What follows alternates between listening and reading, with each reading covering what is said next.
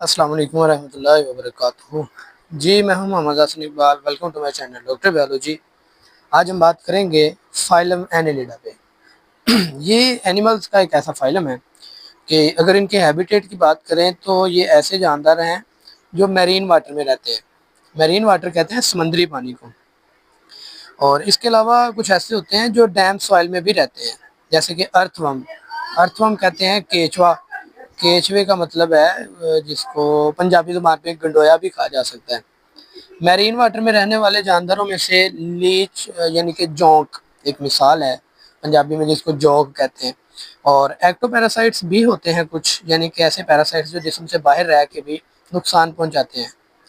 इसकी मिसालों में हमारे पास आ जाते हैं लीच, वही आ जाते हैं जोंक जो होती है ना, जोंकें वही।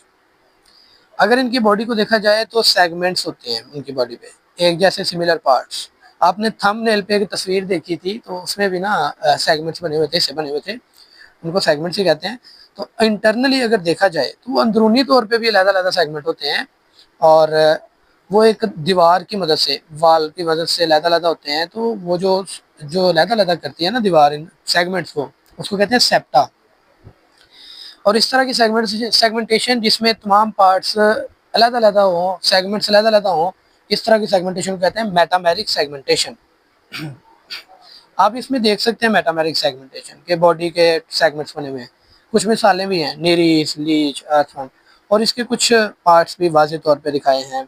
डाइजेस्टिव सिस्टम, एक्सक्रीटरी सिस्टम, मेटानेफ्रीडियम जो है, सीटा, सेप्टम। सेप्टम इसमें दिखाया हुआ है। एनस है, स्यूडो हार्ट्स हैं, coelom, cerebral ganglion, mouth, nerve cord, blood vessel वगैरह। और इसी को डिटेल में देखते हैं कि हम सिमेट्री इसमें क्या कौन सी किस किस्म की पाई जाती है। ये बायलैटरल सिमेट्री शो करते हैं कि अगर इनकी बॉडी में से अगर सेंटर से एक लाइन निकाली जाए तो दो एक जैसे पार्ट्स में डिवाइड होते हैं, राइट और लेफ्ट, जिनको मिरर इमेज कहते हैं। ट्रिप्लोब्लास्टी का मतलब होता है कि ये इनकी बॉडी लेयर तीन होती है, स्किन लेयर्स, एक्टोडर्म, मेसोडर्म और एंडोडर्म। इसके बाद प्रोटोस्टोम्स, इसका मतलब होता है कि इनके अंदर इस तरह की तरतीब होती है कि जब ये एम्ब्रियोनिक कंडीशन में होते हैं, जब ये बन रहे होते हैं, तब इनके अंदर माउथ पहले बनता है, एनस बाद में। और भी इसमें काफ़ी ज़्यादा डिस्टेंस हैं, कह दिया, डिफरेंसेस हैं।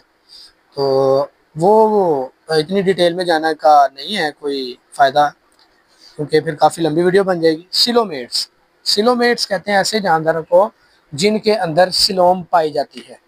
सिलोम का मतलब होता है बॉडी कैविटी, जहाँ पर ऑर्गन्स वगैरह प्रेजेंट होते हैं, बॉडी के सारे हिस्से जो हैं वो अज़ा जिनको कहा जाता है वो प्रेजेंट होते हैं। इसके अलावा जो है वो लोकोमोशन की बात करें तो लोकोमोशन जो है वो इनके अंदर सीटा की मदद से होती है, मसल्स की मदद से होती है।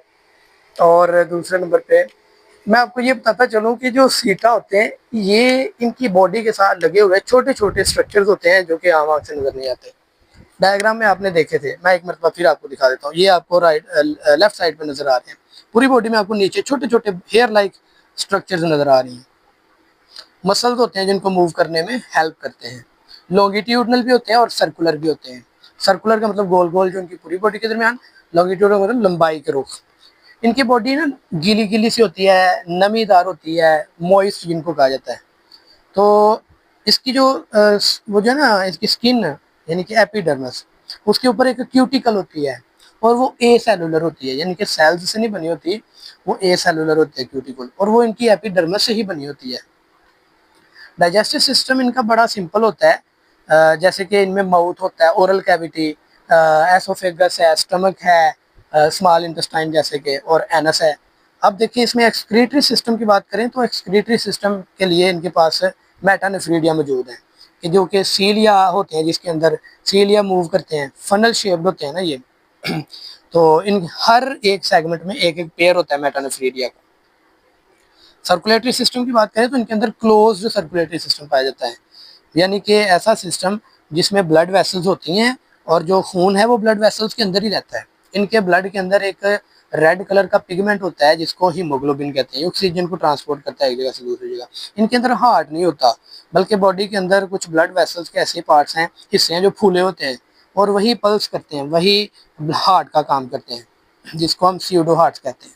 पल्सेटिंग ब्लड वेसल्स होती हैं। रेस्पिरेटरी सिस्टम देखें तो वो स्किन के थ्रू ही अपनी रेस्पिरेशन करते हैं, सांस अंदर लेते हैं गैसों का तबादला।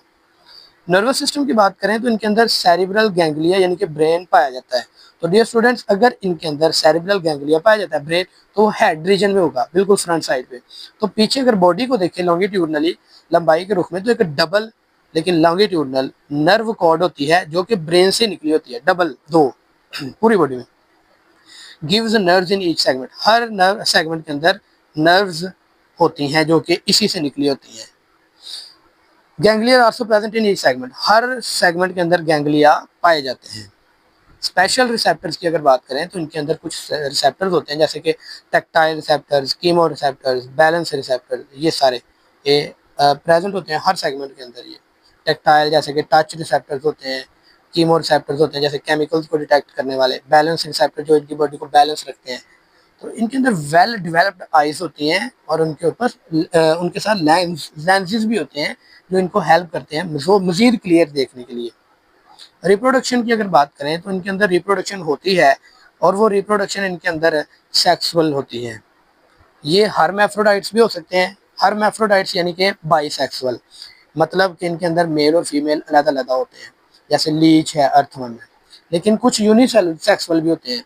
यूनिसेक्सुअल का मतलब होता है कि इनके अंदर एक ही जानदार है, उसी के ऊपर मेल और फीमेल सेक्स ऑर्गन्स पाए जाते हैं।